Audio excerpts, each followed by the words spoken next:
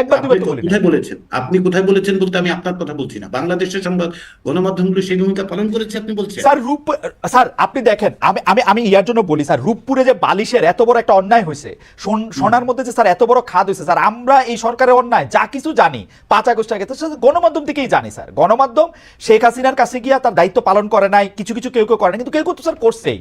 এই ঢালা অভিযোগ তো দেওয়া যাবে না যে গণমাধ্যম কিছু করে নাই। স্যার আওয়ামী লীগ আমলে সংবাদপত্রের স্বাধীনতার হস্তক্ষেপের প্রশ্নে আপনাকে অনেকবার কলম কলম ধরতে হয়েছে। আমরাও মানে আমাদের আপনার বড় কলমে আমাদের ছোট কলমে স্যার আমরা বহুবার বা মুখে বহুবার এই কথা বলছি। স্যার এখন কি পরিস্থিতির কোনো পরিবর্তন দেখেন? যারা 15 বছর যারা সুবিধা নিছে তাদের জায়গায় কি স্যার আপনি একটা নতুন গোষ্ঠী দেখেন না, যারা কথায় কথায় ফেসিবাদের পক্ষে জুলাই আগস্টে কই ছিলেন এরকম একটা ট্যাগ দেয়? স্যার ইন্টারেস্টিং, আমার ব্যাপারটা একটু স্যার বলি। আমি ডয়েচে ভেলে থেকে চলে আসবো, আমাকে বাধ্যতামূলক ছুটি কাটাতে হইতেছে। সেই বাধ্যতামূলক ছুটির মধ্যে থেকে, কারণ আমাদের তো আর ছুটির জন্য মানে আর সময় দিতে পারবে না, আমি চলে আসবো সেই সময়ের মধ্যে 26 তারিখ পর্যন্ত, 26শে জুলাই পর্যন্ত 4টা অনুষ্ঠান কইরে আমি দেশে গেলাম। ক্রোয়েশিয়া গেলাম 1 তারিখে, আমার ফেরত নিয়ে আসা হয়েছে ডয়েচে ভেলেতে 2 তারিখ 3 তারিখে। ওইটা আবার আমি এক জায়গায় বলছি এখন হচ্ছে ট্যাগ, আপনি আন্দোলনের সময় কোথায় ছিলেন? একটা প্রশ্ন করার জন্য 5টা ট্যাগ স্যার, এবং একই শেখ হাসিনা স্টাইলে। এটা সংবাদ মাধ্যমের ক্ষেত্রে স্যার আপনি জানেন, সংবাদ টেলিভিশনের মধ্যে ঢুইকা এই 5 জনের বাদ দিতে হবে, এই 10 জনের বাদ দিতে হবে, এই কথাও এখন আর বলা যাবে না। স্যার এইটাকে স্যার আপনি কেমনে দেখেন স্যার? মানে এইটা কিরকম জায়গায় এটা যাচ্ছে স্যার বা ঘটতেছে?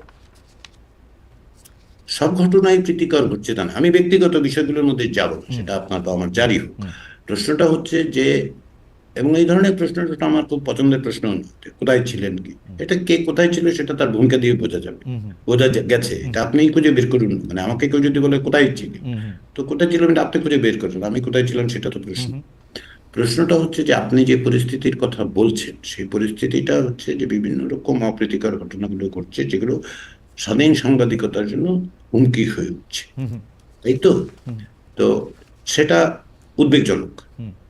আবার একটা ইতিবাচক দিক আছে, এই যে আপনি আমি বলে ফেলতে পারলাম, বাংলাদেশের মধ্যে মানুষ বলতে পারছে যে এই পরিস্থিতি হচ্ছে। 2 বছর আগে তো সেটা বলা যেত না স্যার, আমরা তো বলছি স্যার। স্যার এই 2 বছর আপনি আগে বলা বলেছেন। যাচ্ছে এই কথা তো ঠিক না স্যার, আমরা তো বলছি। মানে স্যার না আপনার না না, সামনে রেখে স্যার আমরা বলছি যে এই খালেদ, প্রধানমন্ত্রী সমালোচনা করতে হবে। এই প্রধানমন্ত্রী কি সমালোচনা উঠবে নাকি?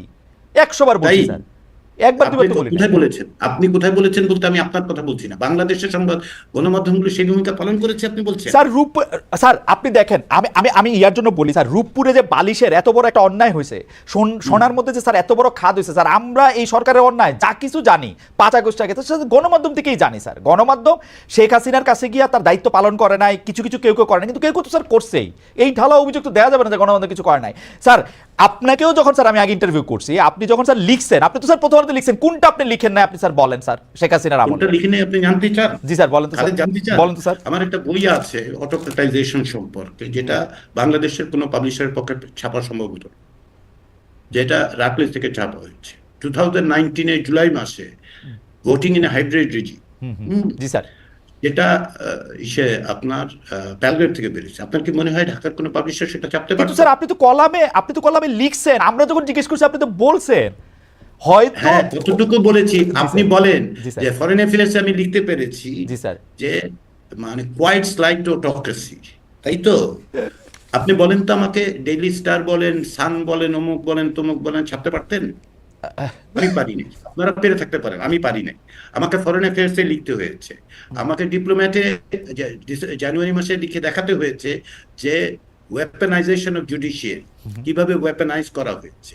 এই যে আপনি বলছেন যে সবই আপনারা বলতে পারতেন, আপনারা না পারতেন সবই না, না। সবই না, সবই না, না, সব আচ্ছা, ঘটনা হইতেছে না, হচ্ছে শেষ করতে দেন। জি স্যার, আপনি আপনি যে যুক্তিটা তারপরে, যেটা ভয়াবহ যুক্তি, একটা জি স্যার, ফ্যাসিজমের পক্ষে দাঁড়িয়ে যাচ্ছেন আপনি। জি স্যার। আমি এই কারণে বললাম। কাইছে স্যার এই কথা কয়ে না ফেলেছেন। না, আপনার আচ্ছা, যুক্তিটা খুব খুব ভয়াবহ যুক্তি, রাইট। খুব ভয়াবহ যুক্তি। আপনি ডিফাইন করতে গিয়ে যা করছেন সেটা খুব আচ্ছা, খারাপ হচ্ছে। রাইট। কারণ কি জানেন, আপনি আমাকে বলুন, বাংলাদেশে যখন নির্বাচন হয়েছে 2014 সালে, 18 সালে, 24 সালে, আপনি বলুন তো কয়টা সংবাদপত্র বলতে পেরেছে যে এটা কমপ্লিটলি একটা ইলিজিটিমেট গভর্নমেন্ট? আমাকে একটা উদাহরণ দিন। না। আপনি গত বছর অক্টোবর মাসে তৎকালীন প্রধানমন্ত্রী বলে পরিচিত যে যিনি ছিলেন, তার কোন ছবিটা ছাপা, কোন সংবাদপত্র তার ছবি প্রথম পাতায় ছাপে নাই বলুন তো?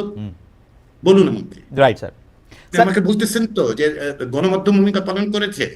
না আমি স্যার, এবং না না, শেষ করতে দিন। মোহাম্মদ সাজ্জাদুর রহমান মিলে বছর 3 আগে গণমাধ্যমের উপর হুকুম ইসলামী দিয়ে বলে স্টাডি করে দেখিয়েছি কিভাবে স্বার্থের কারণে সংশ্লিষ্ট হয়ে সংবাদপত্র গণমাধ্যমগুলো কি ভূমিকা পালন করছে না স্যার, বুঝতে সেইটা পেরেছেন? স্যার, আপনি সেইটা ডেইলি কে? স্টারের দুটো কলাম লেখাকে যদি আপনি গণমাধ্যমের স্বাধীনতা বলে বিবেচনা করেন, না স্যার, আমি গণমাধ্যমের স্বাধীনতা, তবে স্যার আমি গণমাধ্যমের স্বাধীনতা হিসেবে বিবেচনা করতেছি না স্যার। আমি আপনাকে আবার প্রশ্নটা বলি স্যার, আপনি আমাকে ওই ফেসিবাদের পক্ষে টকে বললে তো আমার ভয়াবহ অবস্থা।